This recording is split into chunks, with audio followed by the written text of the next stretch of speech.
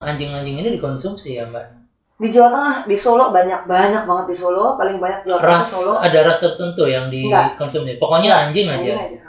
Oh. Solo sama Baru di tahu nih. Jogja, terus kalau di Sulawesi itu di Manado.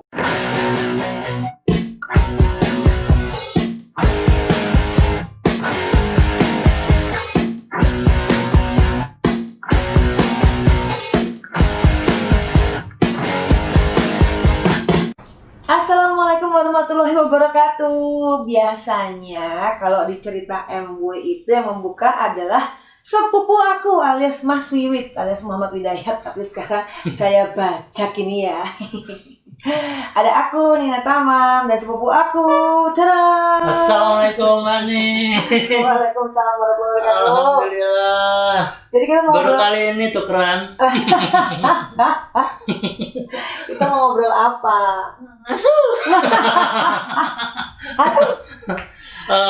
Kalau Mbak Nining sebagai penyanyi semua orang udah tahu. Iya. Oh jadi aku tuh dipanggilnya Nining di rumah. Oh iya. Jadi Mas itu tuh taunya aku tuh manggil aku tuh Ning gitu. Mbak Ning ini mulai kapan Mbak Ning kira-kira Mbak Ning? Rescue pertama kali ya atau iya, apa? Jadi aku tuh nggak rescuer, bukan rescuer gitu loh Mas. Jadi aku tuh selalu dibantu oleh teman-teman, apakah itu dari Jaan, Jakarta Animal Aid Network, atau dari teman-teman dari host gitu kan, ada House of Stray-nya, Vidya Schultz, ada banyak lah beberapa beberapa shelter anjing gitu yang bisa yang sudah terbiasa untuk nge-rescue anjing. Karena nggak kayak kucing, rescue anjing itu kalau insecure itu tuh bisa gigit, bisa melukai kita gitu. Jadi harus perlu orang-orang yang memang sudah bisa dan berpengalaman untuk rescue anjing. Cuman kalau misalnya aku suka dilaporin oleh beberapa netizen gitu ya, Mbak Nina ada anjing yang terlantar di sini, ada anjing yang gini-gini. Aku biasanya kontak teman-teman aku yang pada shelter itu masih bisa nggak lo nerima, masih bisa nggak gitu. Awalnya gitu ya? Awalnya gitu. Sebelumnya tuh aku tuh nggak, biasa aja gitu sama anjing sama kucing. Aku suka hewan tapi biasa aja. Tapi ada satu masa di mana aku kepengen banget punya herder. Nggak tahu kenapa gue kepengen banget punya herder. Tahun berapa tuh Mbak Ning? Waduh, berapa ya? Udah lama Mas, berapa belas tahun yang lalu gitu. Nah terus tapi aku bilang aku nggak mau beli. Karena satu beli mahal, terus dua aku pikir banyak banget anjing-anjing yang dibuang. Itu dia tuh, gue tuh percaya banget ya Mas ya. Kalau kita udah align ya antara niat, badan sama hati, itu tuh semesta itu akan ngebuka jalannya. Nggak lama aku kepengen, ya Allah aku pengen ini banget deh, kepengen herder banget gitu. Aku dikasih rescue anjing gitu. Jadi ada anjingnya tanteku kecil gitu ya, herder. Tapi akhirnya meninggal karena distemper. Itu aku sedih banget tuh. Distemper apa? Sakit kayak FIP-nya kucing. Kucing tuh FIP ada ya, sakit FIP itu kan. Kalau anjing tuh distemper. Jadi kalau kena distemper tuh biasa tuh kemungkinan untuk survive itu 80% lah. 20% lah. Di 80%-nya gone gitu. Udah tuh aku patah hati. Terus aku bilang setelah beberapa tahun aku mau lagi deh rescue. Dikasih lagi herder. Gitu, karena yang punya ini adalah wartawan politik yang harus keliling, sementara istrinya nggak sanggup merawat anjing, apalagi herder, yang harus diajak jalan, harus repot lah gitu. Akhirnya dikasih ke aku, Cleo. Itu adalah adopsi pertamanya aku.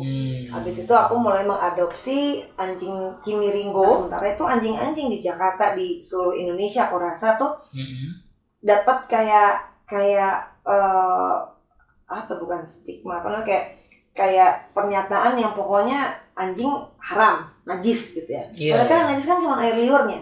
Yang air liur kalau menurut aku bisa dihapus pakai pel-pelan gitu, obat pel gitu kan.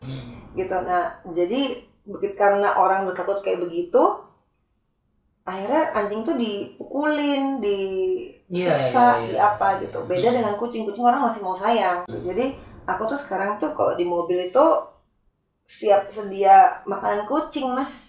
Sama. Iya, jadi kalau ada kucing kelaparan aku tinggal turun ngasih makan gitu. Paling enggak itu yang sedikitnya bisa aku lakukan gitu. Kalau anjing aku karena rumahku sekarang kecil, jadi aku nggak bisa rescue lagi, aku nggak bisa adopt lagi gitu. Iya. Paling aku titip ke teman-temanku yang punya shelter gitu. Ya, tapi aktivitas untuk tetap peduli sama anjing tetap ya Mbak ya. Masih gitu. Kayak kan kemarin itu kita punya namanya dog trade mate. Jadi dog meat trade. Nah, dog meat trade itu adalah perdagangan daging anjing. Di Jawa Tengah tuh banyak banget Mas, banyak banget. Dan di situ tuh adalah pusat untuk rabies. Karena anjing-anjing yang di Jakarta yang dimiliki oleh kita ini kan wajib divaksin. Nah, juga kucing kan. Iya. Nah, jadi insya Allah bebas rabies. Tapi kan banyak anjing-anjing liar di Jawa Tengah, di luar Jakarta gitu tuh yang dibawa masuk ke DKI gitu ya, atau di luar Pulau Jawa gitu, dibawa masuk ke Pulau Jawa untuk dimakan dagingnya. Dan anjing-anjing itu nggak ketahuan gitu rabies apa enggak gitu. Oh, di luar sana tuh ini ya, ada semacam, nggak tahu itu komunitas apa bukan, tapi memang anjing-anjing ini dikonsumsi ya Mbak? Di Jawa Tengah, di Solo banyak banget di Solo, paling banyak Jawa Tengah Solo. Ada ras tertentu yang dikonsumsi? Pokoknya anjing aja. Solo sama di Jogja, terus kalau di Sulawesi itu di Manado, itu ada pasar untuk daging-daging eksotis gitu. Kelawar lah, kayak gitu. Biawak lah, apa segala macam. Iya, gitu. Nah, ya Allah, emang sapi kurang ya? Aku langsung mikirnya kan langsung kayak anjing gitu. Iya. Gitu. Dan kalau kamu lihat, kita nggak mau ngomongin soal sapi dan ayam ya. Cuman maksudnya kalau anjing itu saat kamu lihat matanya, mereka takutnya bagaimana itu tuh, waduh, nggak tega sih.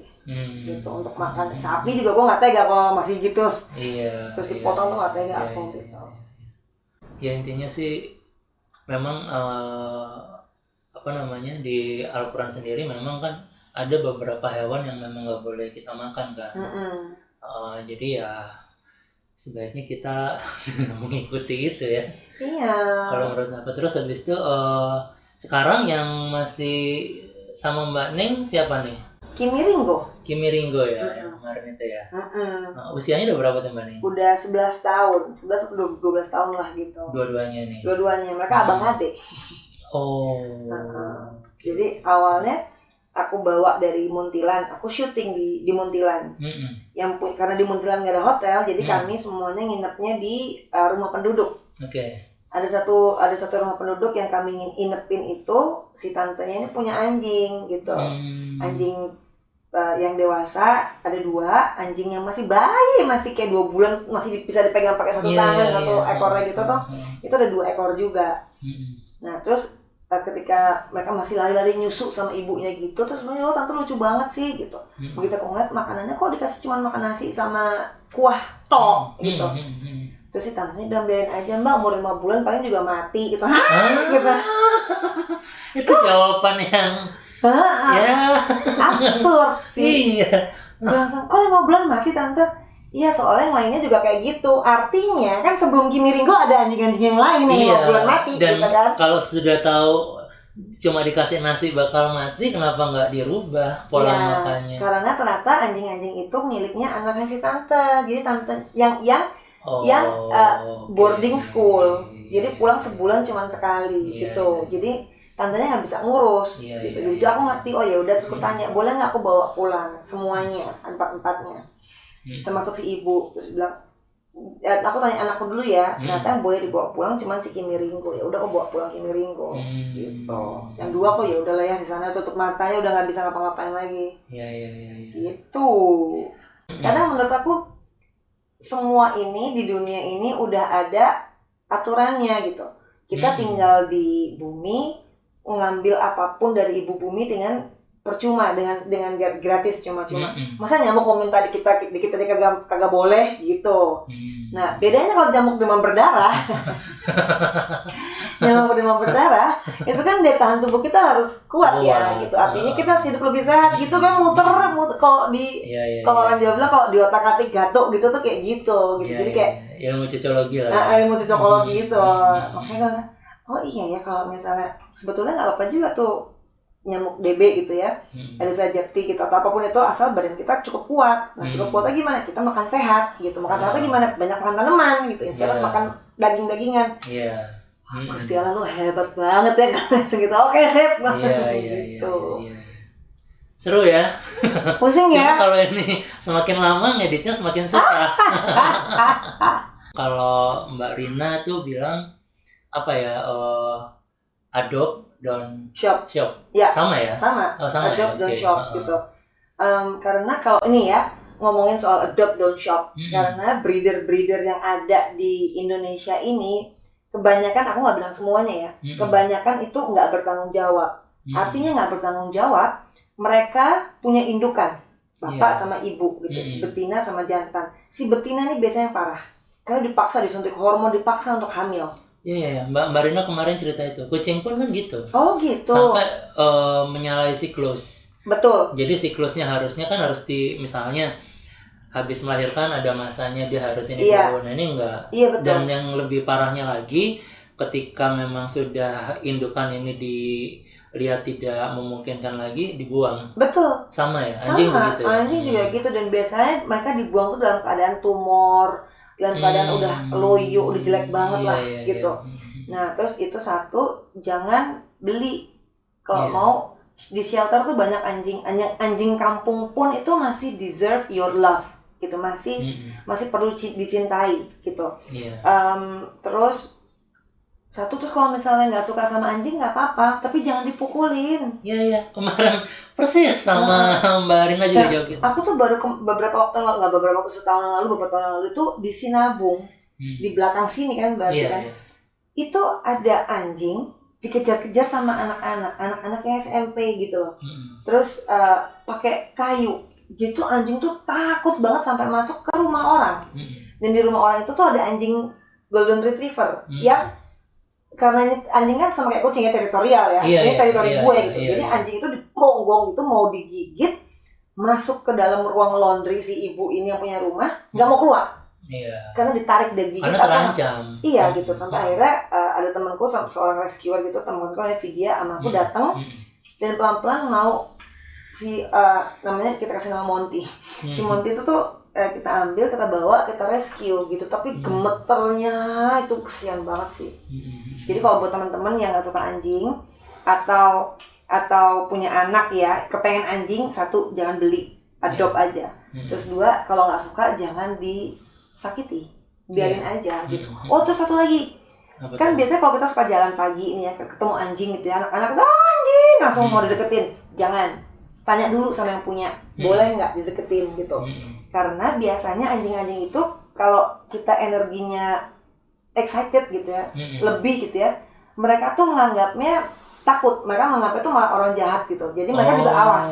Jadi perlu energi yang tenang untuk deketin anjing. Tanya dulu sama yang punya, bisa dipet nggak, boleh dipegang nggak.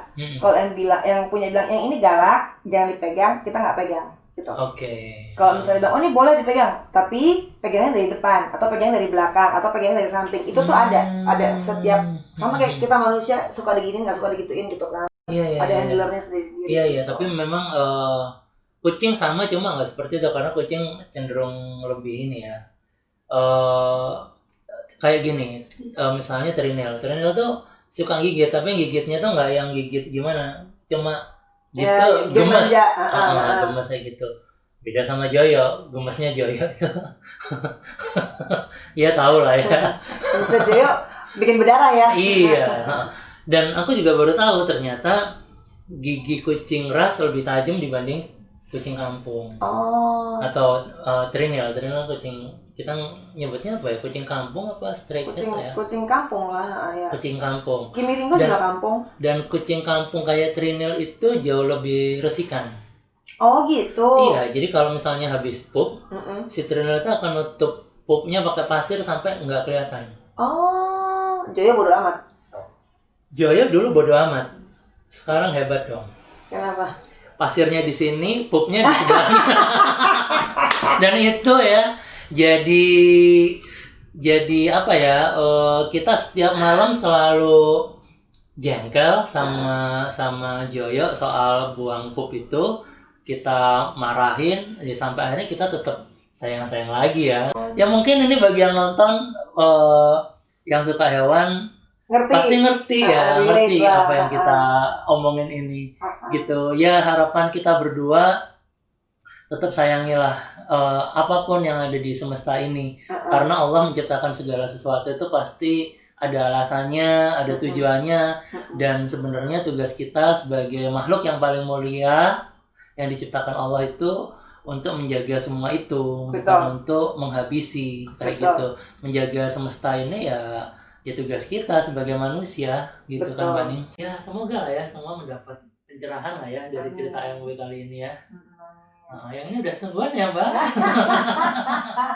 Terima kasih ya semuanya ya Mbak Ning, makasih ya. Terima kasih loh. Insya Allah kapan-kapan kita ngobrol lagi ya. Amin. Ya. Kita pamit ya. Assalamualaikum warahmatullahi wabarakatuh.